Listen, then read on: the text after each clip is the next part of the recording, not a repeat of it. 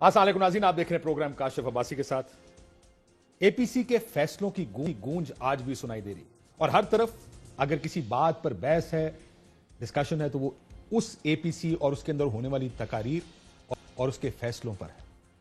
बहुत अच्छी एपीसी जिसमें नुकात जो उठाए गए, अब इसमें थोड़ी बात की बात है कि क्यों हुई, क्या ये कुर्सी के लिए है, क्या ये सिर्फ हुकूमतें गिराने के लिए, या वाकई अब तमाम ऑपोजिशन पार्टीज इस बात पर इकट्ठी हैं कि जो जो खराबियां इस मुल्क में हुई हैं उन सब खराबियों को ठीक करना चाहिए और ठीक तरीके से ठीक करना चाहिए। जो तकारीर हुई, कल भी हमने ये बात की थी, मियां नवाज शरीफ साहब की तकरीर खुसूसी तौर पर उसमें जो जो नोट्स टच हुए, जो जो नुकात उठाए गए, जो जो खराबियों का निशानदेही की गई, कोई भी उससे इनकार नहीं करेगा।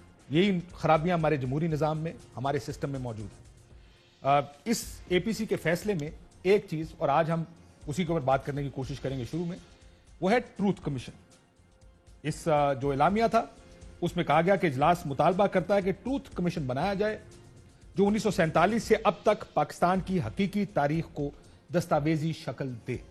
यही फैसला अगर आपको याद हो तो जो सीओडी 2006 में मोहतरमा बेनजीर भुट्टो और मियां नवाज शरीफ साहब के दरमियान हुआ था, उसमें भी ट्रूथ एंड रिकंसिलिएशन कमीशन की बात की गई थी और कहा गया था कि यह इस्टेब्लिश किया जाएगा जो सियासी बुनियादों पर किए गए एहतसाब, टारगेटेड लेजिस्लेशन, यानी वो कानून साजी जो टारगेट करके की गई है, उन सबको देखेगा। और यह कमीशन यह भी देखेगा कि फौजी टेक ओवर्स, मिलिट्री कूज और सिविल गवर्नमेंट्स की जो जाना है 1996 से अब तक, उसकी वजूहात क्या है। 2006 में यह फैसला हुआ था, लेकिन इस पर दो हुकूमतें आई, पाकिस्तान पीपल्स पार्टी और मुस्लिम लीग नून, किसी ने कुछ नहीं किया। अगर आपने ट्रूथ कमीशन करना है तो फिर सबको सब सच बोलना पड़ेगा। ये अगर आप सिर्फ ये चाहते हैं कि एक साइड का सच या आपकी मर्जी का सच आए तो वो शायद ज्यादती होगी तारीख के साथ भी, क्योंकि आपने तारीख ठीक करनी है। सो मैं सिर्फ दो एडिटोरियल्स, जब शाहिद खाकान अब्बासी साहब ने as prime minister floor of the house कहा था ट्रूथ कमीशन होना चाहिए, क्या कहा था जरा सुनिएगा। एक इस मुल्क में एक ट्रूथ कमीशन बना दे, रिकंसिलिएशन को भी गोली मारे, ट्रूथ कमीशन बना दे। ये होता क्या रहा? आप सच बोलेंगे आके? मैं बोलूंगा, मियां साहब आके बोलेंगे, सब बोलेंगे। आप ट्रूथ कमीशन बना दें, हर पाकिस्तानी अगर अपनी बात रिकॉर्ड कराएगा। दूध का दूध और पानी का पानी हो जाना चाहिए। एक कौमी कमिश्नर बनना चाहिए, पता लगना चाहिए कौन है वो लोग जिन्होंने पाकिस्तान को यहाँ तक पहुँचाया है। एक ट्रूथ कमीशन बना दिया जाए पार्लियामेंट में कंसेंसस से, जो कोई इशू भी आए वो वहाँ पर डिबेट हो, डॉक्यूमेंट हो जाए, मुल्क की तारीख में क्या हुआ और हमने उसे क्या सबक हासिल करना है। अब जब आप ट्रूथ कमीशन की तरफ जाएंगे और सब सच लाना चाहेंगे, तो ये जब शाहिद खाकान अब्बासी साहब ने फ्लोर ऑफ द हाउस इस ट्रूथ कमीशन की बात की थी, तो दो एडिटोरियल्स, एक पाकिस्तान टुडे का और एक डॉन का, उसके चंद चीजें मैं आपके सामने रख देता हूं कि ये सब सच सामने आएगा। क्या इस बात पर सियासतदान अपने हिस्से का सच बोलेंगे? पाकिस्तान टुडे ने कहा किस किस्म के कमीशन पर हुक्मरान जमात मुतफिक होगी कि उसने नवाज शरीफ को नाअहल करार देने वाले सुप्रीम कोर्ट के फैसले पर किस किस्म का रद्द अमल जाहिर किया।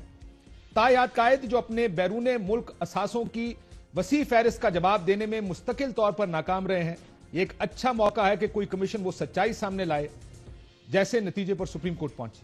नवाज शरीफ क्या महसूस करेंगे जब मतलूबा कमीशन उन सवालात तक पहुंचेगा जो असगर खान केस में उठाए गए। नवाज शरीफ को करप्शन की इजाजत मिल गई, इम्कान है कि वो गुज़िश्ता 3 दहाइयों के किसी भी बड़े प्लेयर से ज्यादा मुस्लिम लीग नून की क्यादत पर रोशनी डालेंगे कि वो कैसे वोट की ताकत के चैंपियन बने। जब वो सियासत में आए तो किस तरह ज़ियाउल हक की सियासी मशीनरी ने उनकी रहनुमाई की। क्या इतने सालों बाद इस सबको फिर से सामने लाया जाएगा? यह पाकिस्तान टुडे। डॉन कहता है उस वक्त जब शाहिद खाकान अब्बासी साहब ने बात की, कमीशन को बनाते वक्त रियासत के अंदर और बाहर मौजूद ताकतवर अनासिर के इम्कानात को भी मद्देनजर रखना होगा जो शर्मनाक तफसीलात पब्लिक होने से रोकने की कोशिश करेंगे। अगर ठीक काम किया गया तो मरकजी धारे में शामिल सियासी जमातों और रियासती इदारों के इत्तफाक राय से कमीशन सच्चाई और एहतसाब की एक अहम मिसाल कायम कर सकता है जहां उसकी निशानदेही करने की जरूरत है। ताहम शाहिद खाकान अब्बासी की तजवीज करदा कमीशन के तारीखी किरदार से यह यकीनी बनाने में मदद मिल सकती है कि उसे अफराद या इदारों को खसूसी तौर पर निशाना बनाने के लिए नहीं समझा जाएगा। दर हकीकत असगर खान केस और मुस्लिम लीग नून के मेमोगेट के मामले को आला अदालत के पास लाने में किरदार से पता चलता है कि मुस्लिम लीग नून को भी तहकीकात के लिए खुद को सामने लाना होगा। जैसा कि इन कॉलमों और मीडिया पर कहीं भी कहा गया है, नवाज शरीफ का जिया की सियासत को छोड़ने से पर तनकीद करने से इनकार, वो भी जब नवाज शरीफ की खानदानी सियासत और बिजनेस एम्पायर बड़ी हो, यह एक पुराने मसले का परेशान कुन इजहार है। सियासतदान दूसरों पर उंगली उठाने के लिए तैयार रहते हैं, लेकिन कम ही अपनी गलतियों का एतराफ करते हैं। सो अगर गलतियों की तरफ जाना पड़ेगा तो फिर बलोचिस्तान हुकूमत का गिरना किसके कहने पर, किसके साथ मिलकर गिरी, असगर खान केस में किसके से लिए, 90 की दहाई में किसने किसकी हुकूमत गिराई, यह सच भी सामने आने चाहिए और उसमें कौन कौन सहूलतकार बना वो भी पता चलना चाहिए। एक छोटा सा तारीख का आपको बता दें, 2006 की बात है। परवेज मुशर्रफ साहब वर्दी में दोबारा इलेक्शन लड़ना चाहते थे। वैसे ही इस्तीफों की बात हो रही है, कोई कहा गया इस्तीफे देने चाहिए, तो मौलाना फजल रहमान साहब के चंद बयान आपके सामने रखता हूं।